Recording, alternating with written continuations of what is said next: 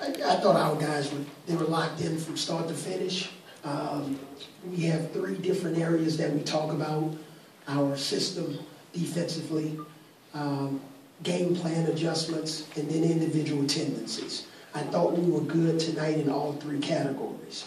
On top of it, had one of our better second halves. You know, the third quarter was our Achilles heel. So, you know, one of my assistants told me they thought I should get up and, you know, just stand up more and try to get some energy in our guys. And I just kept telling them, push the pace a little bit. So we just had a much better third quarter, and I think that had carried over into the fourth. And, you know, Reggie Evans was big for us tonight in a lot of different ways. Big down the stretch and you're closing things out. Did you see anything different on your guys, you know, in those final few minutes of the game? Thought we executed well. You know, having Gerald out there, you know, Gerald and Bogans, you know, with their tag team act on Crawford tonight, that was a big point of emphasis for us. You know, Crawford doesn't make a coach sleep well at night because of the way he's been playing. So those guys did a good job on Crawford. We did a good job of taking care of the ball. A little bit better in the second half than we did in the first half.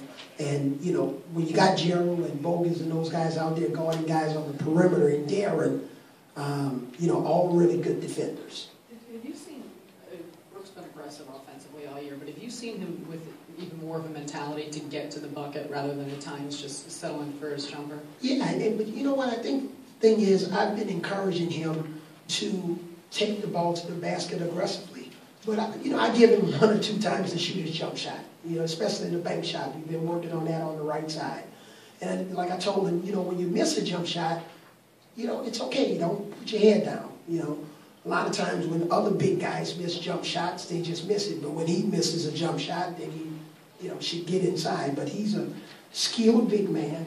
And the thing that I'm really encouraged with him, and I told him I'm getting used to it, are block shots. You know, maybe the rebound's not quite where we wanted to. Maybe it'll be December, January. But right now he's blocking shots, he's scoring the ball, and he's trying to be a presence in the paint. As promised, I looked up your pace. You know, your last in first quarter pace, although it is your fastest pace quarter of the 4. Seemed like you shortened your rotation overall, and also in that third quarter you stuck with your starting group a little bit longer than usual. Is that sort of a way to get through that third quarter? That's what I was thinking, and also you notice that I, you know, stretched Joe out a lot. In the first half, I thought when we kind of took him out and he didn't start the second quarter, we kind of lost some momentum there. So I thought it was important to have he or Gerald on the floor and not have them both out at the same time like we did in the first half. But the rotation that you saw tonight is kind of what we're thinking. And, you know, Stackhouse in his situation, you know, if he's going good, maybe play 2 or 3 more minutes. If not, in the second half, we're going to shorten it a lot because we feel, you know, having Bogans and Reggie and Blatch and CJ on the court at some point is very important. It helps when Joe's shots go in, too, as far as his playing time. Yeah, and I think we talked about it in pregame, or if I didn't, forgive me. Joe has had a tendency to not take his wide open shots. And when he hesitates and then puts it on the floor and dribbles 4 or 5 times, then the defense has a chance to close on him.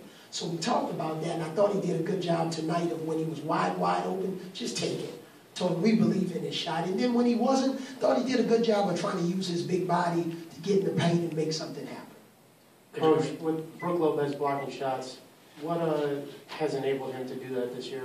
Ben, is your name Howard? Go ahead, add one more time. I lost my thought. With Brook blocking shots the way he has, what is the biggest difference in him actually doing that this season? The key is getting off the ground. You know, Brook has, you know, historically his tendency has been not to get off the ground and to contest the shot more horizontal and not vertical. So those are things that we've been working with him on. You know, so now he's getting more confidence in his body, he's in better shape, so he's getting off the ground a little bit more. I think he's having fun with it because he's trying to do something that, you know, that we haven't seen from him on a consistent basis. So he's getting off the ground. Go ahead. When we opened training camp, one of the big questions hovering over you guys, and that you had talked about it yourself, was you knew you had a good offensive unit out there. You weren't sure what you guys could do defensively. Would you have thought that, here we are, not even a month into the season, that you could grind out a game against a team like, obviously, the Clippers with a lot of firepower and in a 86, 76? Yeah, it's kind of a cycle of our team maturing a little bit. There were times on this road trip I was really disappointed with our defense. Even in the LA game,